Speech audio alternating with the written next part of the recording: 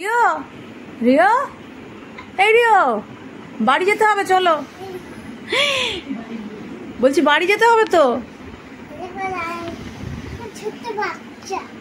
ছোট্ট বেবি পেয়ে গেছে বলছি, সে তো সব বুঝলাম, এবার তো বাড়ি যেতে হবে। মামা বাড়ি থেকে খাওয়া দাওয়া হয়ে গেছে, ডিনার কমপ্লিট হয়ে গেছে, ওইটা নিয়ে যাবে। আর এই যে তুমি যে মামা বাড়িতে রোজ রোজ আসো, ঠিক আছে, আজকে কিন্তু পড়াশোনাটা হয়নি, আজকে শুধু মামা বাড়ি আসার বায়না, আজকে কিন্তু পড়াশোনাটা হয়নি। ছোট্ট বেবির সঙ্গে খেলা করো আর যাই করো, বাড়ি গিয়ে কিন্তু পড়তে বসতে হবে, তারপর ঘুমু করতে হবে। ও আরেকটা বেবি আছে, দেখো সব সাজিয়ে রেখেছে সব। জানো রিও, এই ঘরটা কার ছিল আগে? এই ঘরটা আগে মা থাকতো, এটা মায়ের রুম ছিল, দেখেছো? এটা মায়ের রুম, এই যে মায়ের সব ফটোগুলো দেখেছো? দেখো কত ফটো লাগানো মায়ের। শোনো শোনো শোনো, এই রুমটা আগে মায়ের ছিল, তুমি জানো? ওই রুমটায় দাদা দিদি সবাই থাকতো, আর এই রুমটায় মা থাকতো। তুমি থাকতে না? ও তাই তো, রিও তো থাকতো না আগে, তাই তো। এটা তো একটা মানে খুব ডিফিকাল্ট কোয়েশ্চেন, রিও আগে থাকতো না কেন? তাই তো, ওদেরকে বলে দিয়ে আসবে। আচ্ছা শোনো, তোমার ভালো লাগে মামা বাড়িতে? এই রিও রিও, এই বেবিটাকে তুই, ই বাবা, এখানে সব ওগুলো জানিস আমি সব সাজিয়ে রেখেছিলাম আগে, দেখ এখনো সুন্দর সাজানো রয়েছে, আর তুমি ওগুলো সব ফেলে দিচ্ছ। হ্যাঁ, ওগুলো আমি আগে সব সাজিয়ে রেখেছিলাম, ওগুলো সব মা সাজিয়ে রাখতো, মা ঘরটাকে সুন্দর করে গুছিয়ে রাখতো, আর তুমি দেখো সব এগুলো ফেলে দিচ্ছ। কেন এরকম করবে?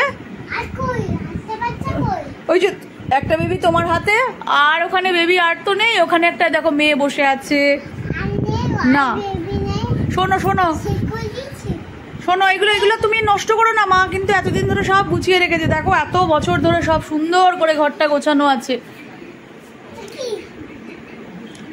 তোমার কোন রুমটা পছন্দ বেশি, মায়েরটা নাকি ওই দাদা দিদি যেটাই থাকে সেইটা? কোনটা? দুটো রুমই, দুটোই তোমার। দেখো ফ্রেন্ডস, রিও কি বলছে, রিওর নাকি এখন দুটো ফ্রেন্ডসই। আর মামায়ের রুমটা তো সব থেকে ফেভারিট, কারণ মামায়ের রুমে সব বইপত্র সরানো থাকে, আর রিওর সেটা খুব মজা লাগে গিয়ে টানাটানি করতে, ছিটতে, পেনগুলো ফেলে দিতে, তাই না? মামায়ের রুমটা সব থেকে বেস্ট লাগে, তাই না? তারা পিঠ ফাটাবো তোর।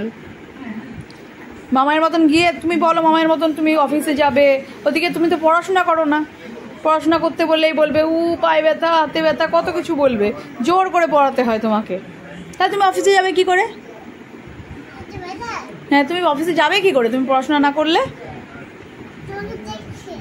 না, তুমি আগে আমার কথার উত্তর দাও। তুমি যে বলো তুমি পড়াশোনা করবে না, ওদিকে তুমি অফিস যেতে চাও মামায়ের মতন, তাহলে সেটা যাবে কি করে? যাবে না, অফিসেও যাবে না, তাহলে কি করবে? ও সবসময় খেলাই করবে? ঠিক আছে, তাহলে খেলাই করো, থাক। কার মা? বেবিটার মা? দেখি বেবিটাকে দেখাও। এই একটা ছোট্ট বেবি, এই যে বেবিটা ঘুমাচ্ছে, কি সুন্দর বেবিটা। চল চল চল চল চল, বেবিটা ঘুমিয়ে পড়েছে, বা তুইও চল, তুইও বাড়ি গিয়ে ঘুমিয়ে পড়বি। চলো চলো চলো চলো চলো, তাতে চলো তাতে চলো।